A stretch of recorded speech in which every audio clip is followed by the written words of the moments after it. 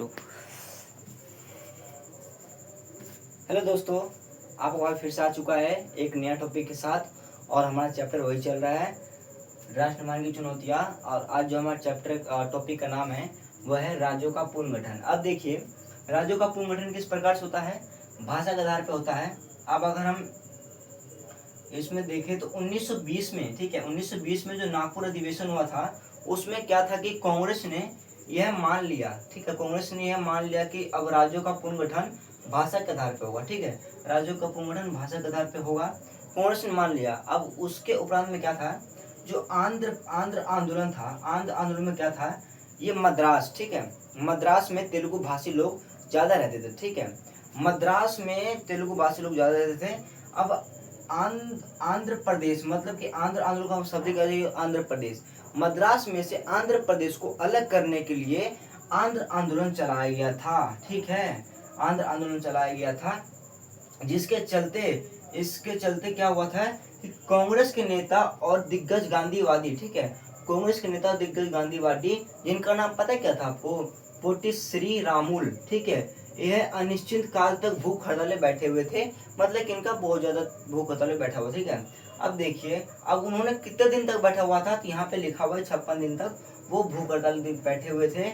इसके पश्चात क्या हुआ कि वहाँ के उसके पश्चात क्या हुआ कि जो पोटी श्री रामुल जी थे उनकी मृत्यु हो गई 56 दिन के पश्चात।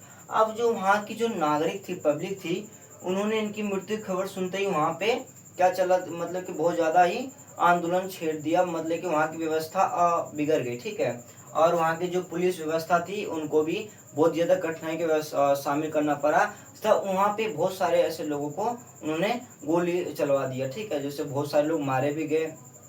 परंतु उसके पश्चात क्या हुआ कि इससे आंध्र प्रदेश में अवस्था फैली, ये बात तो आपको पता है, हिंसक घटना भी घटी। ठीक है, आखिरकार 1952 के दिसंबर में, ठीक है, 1952 के दिसंबर में प्रधानमंत्री ने आंध्र प्रदेश का अलग राज्य का घोषित कर दिया। ठीक है, आंध्र प्रदेश का अलग राज्य घोषित कर दिया। ठीक है, अब देखिए, इनका अलग राज्य घोषित कर दिया तो ऐसे और भी अनेक राज्य थे। ठीक है, ऐसे अनेक और राज्य थे जो कि भाषा के आधार पर, ठीक है, भाषा के आधार पर मांग करने लगे। इसलिए हमारी सरकार ने क्या किया कि 1953 में राज्यों का पुनर्गठन आयोग बनाया। ठीक है, और इसका शाब्दिक काम क्या था कि यह सीमांकन के मामलों पर गौर करेगा। ठीक है, जो सीमा होती है हमारे राज्यों की, उनके मामलों पर गौर करेगा, मतलब कोई इधर से उधर ना जाए। ठीक है, और दूसरा काम क्या था, सीमाओं का निर्धारण सीमाओं का निर्धारण उसके आधार पर किया जाएगा जिस राज्य में बोली जाने वाली भाषा के आधार पर होगा। मतलब कि मान कर चलिए, बिहार में ऐसे अनेक भाषा बोली जाती है ना, और बिहार में ऐसे भी भाषा है जो सबसे ज्यादा बोली जाती है, उसके आधार पर सीमाओं का निर्धारण किया जाएगा। मतलब कि भाषा के आधार पर सीमाओं का निर्धारण किया जाएगा। यहाँ तक तो आपको सबको क्लियर हो गया होगा। अब देखिए, इसके पश्चात क्या हुआ, मतलब कि इसके पश्चात पुनर्गठन आयोग बन गया।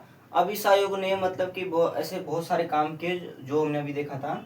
अब देखिए, इस आयोग के रिपोर्ट के आधार पर 1956 में, कब, 1956 में राज्यों का पुनर्गठन अधिनियम पास हुआ, जिसमें क्या था कि 14 राज्य और 6 केंद्र शासित प्रदेश बनाए गए। अब के समय में क्या है, 28 राज्य और 8 केंद्र शासित प्रदेश है, केंद्र शासित प्रदेश है।